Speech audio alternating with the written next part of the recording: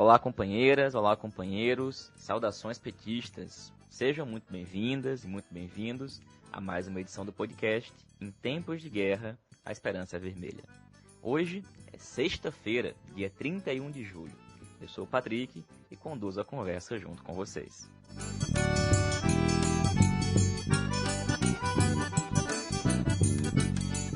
No episódio de hoje, a gente fala sobre o mês de julho, uma rápida retrospectiva dos principais fatos desse mês. Falamos também com a companheira Silvia Fernandes, da Bahia, sobre a pandemia no Brasil. E escutamos também a companheira Natália Sena, que começa hoje um relato sobre a reunião que durou todo o dia de hoje do Diretório Nacional do PT.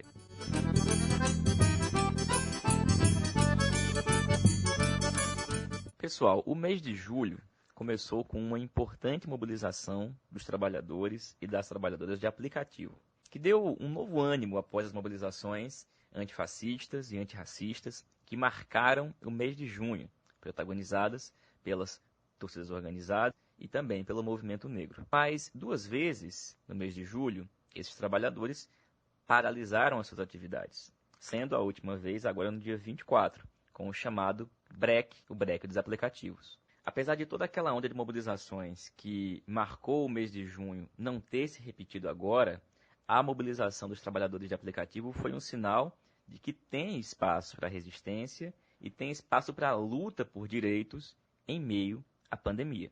E ainda sobre as mobilizações que geraram importantes vitórias, a gente teve também no mês de julho a luta dos profissionais da educação e dos estudantes em torno do Fundeb.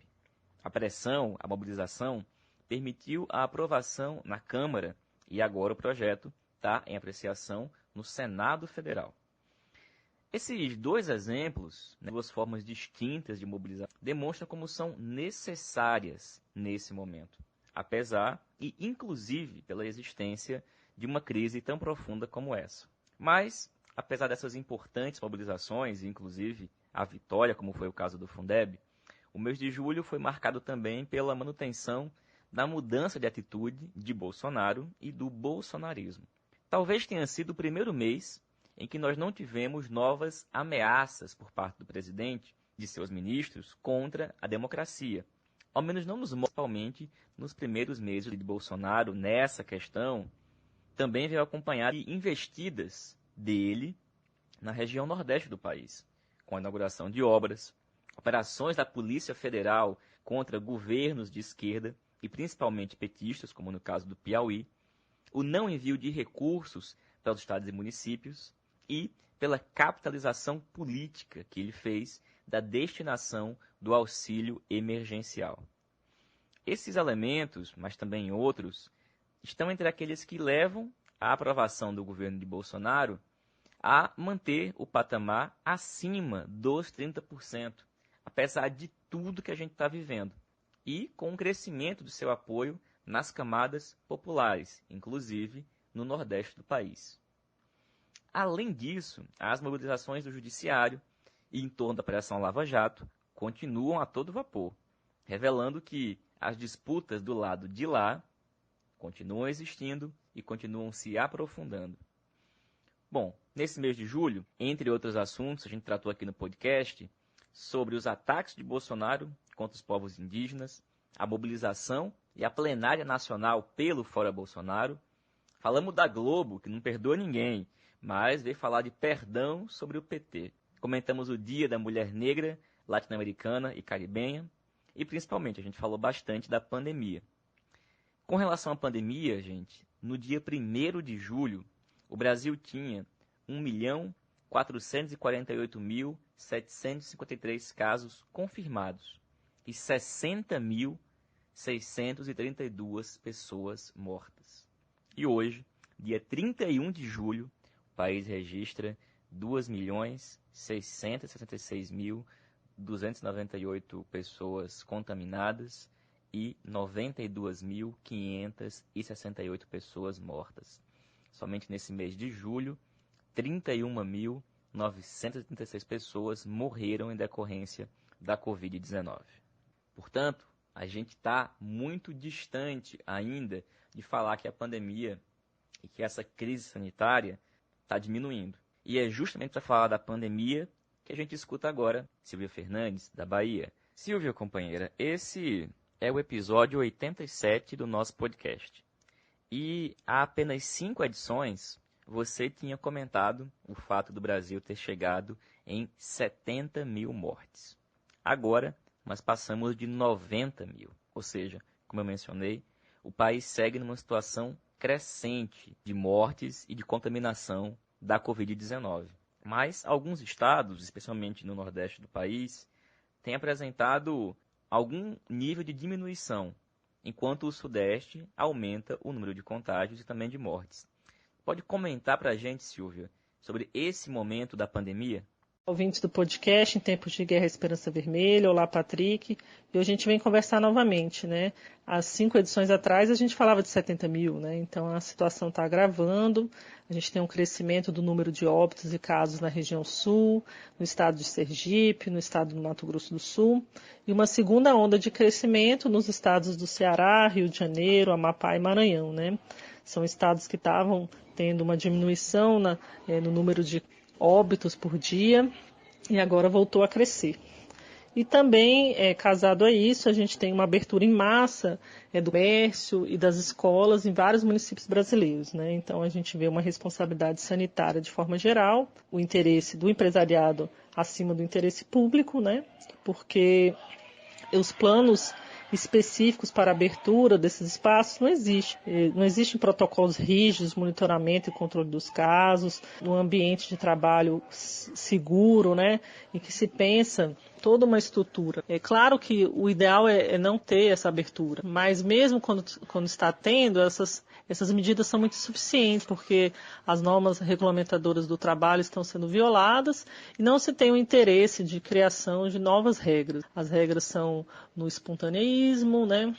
Não existe uma normativa nacional clara que todo mundo cumpre, porque a gente não tem um comando único do governo federal, a gente tem um esvaziamento aí do Ministério da Saúde, então um cenário bem preocupante mesmo, e que a gente continua na luta aí pelo trabalho digno, um movimento social crítico, aí esse processo de abertura, o rompimento do direito ao isolamento, o movimento social como um todo e a comunidade científica se posicionando. Então, existe uma taxa de leitos que tem que ser inferior a 70%, então isso não está sendo seguido, é uma recomendação da OMS, e existe essa violação de direitos de forma geral, né? Então, é importante a gente observar criticamente o noticiário e entender que existe esse processo de disputa aí na relação capital-trabalho, né, que está na desvantagem para a classe trabalhadora.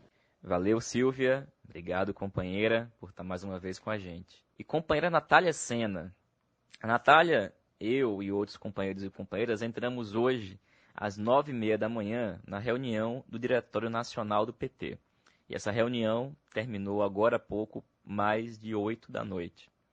E a Natália vai fazer hoje uma parte do relato desta reunião. A gente combinou que ela fará um informe na primeira parte da reunião. E na segunda-feira, ela volta aqui no podcast para falar do que foi tratado na segunda parte da reunião. Então é sobre a primeira parte da reunião do DN do dia de hoje que a gente escuta agora a companheira Natália Sena. Boa noite, Patrick. Boa noite para todo mundo que está acompanhando aqui o nosso podcast Em Tempos de Guerra, a Esperança é Vermelha. Patrick, hoje, como você sabe, pois você também participou desta maravilhosa reunião, a gente teve uma reunião do Diretório Nacional do Partido dos Trabalhadores. A reunião durou o dia inteiro, começou quase 10 horas da manhã e encerrou agora mais de 8 horas da noite. A reunião teve como pauta um balanço da situação geral das eleições no país, através de um informe, né? Foi apresentado um informe, depois foi feito um debate sobre isso. Teve como ponto de pauta também a questão da comunicação nas eleições. Foi aprovado um projeto chamado Casa 13, que é uma plataforma digital que vai servir de suporte para as candidaturas produzirem seus materiais, fazerem programa de governo, enfim.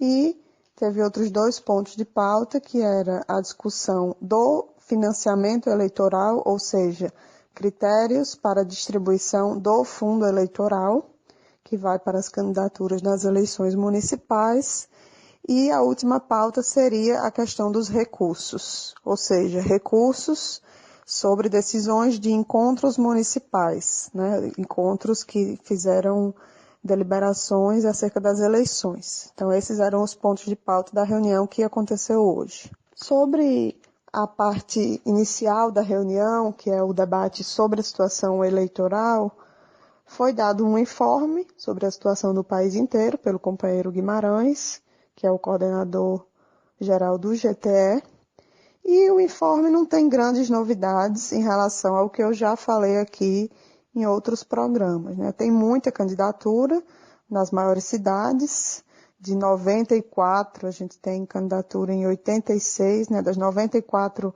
maiores cidades do país, que tem mais de 200 mil eleitores, a gente tem candidatura em mais de 80. Mas falta ainda, segue faltando, um balanço geral sobre a força dessas candidaturas. Isso foi até uma coisa que foi perguntado hoje na reunião. Mas a gente tem um balanço sobre o potencial, quantas têm perspectiva de ganhar, quantas não vão, enfim, isso não existe. Politicamente, pouco se debate sobre o conteúdo das candidaturas, né? Como é que a gente vai fazer para, na situação política que a gente está, na situação geral do país, como é que a gente vai fazer para construir vitórias políticas, né? Para além e também independente de vitórias estritamente eleitorais, né? Que obviamente também são importantes, mas não estão dadas e não devem ser um único objetivo. Então, por exemplo, a defesa do fora Bolsonaro, a questão das novas eleições, como tratar o tema da pandemia, a defesa da recuperação dos direitos políticos de Lula, né? Tudo isso são temas que a gente defende que sejam centrais na política, no conteúdo das candidaturas, mas todo mundo concorda, né? Mas não parece ser algo muito bem construído de forma geral nas candidaturas. E uma terceira coisa que eu queria comentar é que o papel de Lula na campanha é algo que é comentado, que tem que ter um papel e tal, mas ainda há pouco acúmulo sobre isso, né? Como é que isso vai se dar. Então, eu diria isso, que não tem grandes novidades no debate, mas a situação, como a gente já disse aqui em outras oportunidades, segue complicada, né, de forma geral, porque vai ser uma eleição difícil, vai ser uma eleição que vai acontecer numa situação que a gente nunca enfrentou, como essa situação da pandemia, com essa situação do governo de extrema-direita, e na nossa avaliação o partido ainda segue num patamar, digamos assim, insuficiente em relação ao que deveria estar para organizar uma vitória política nessas eleições de 2020.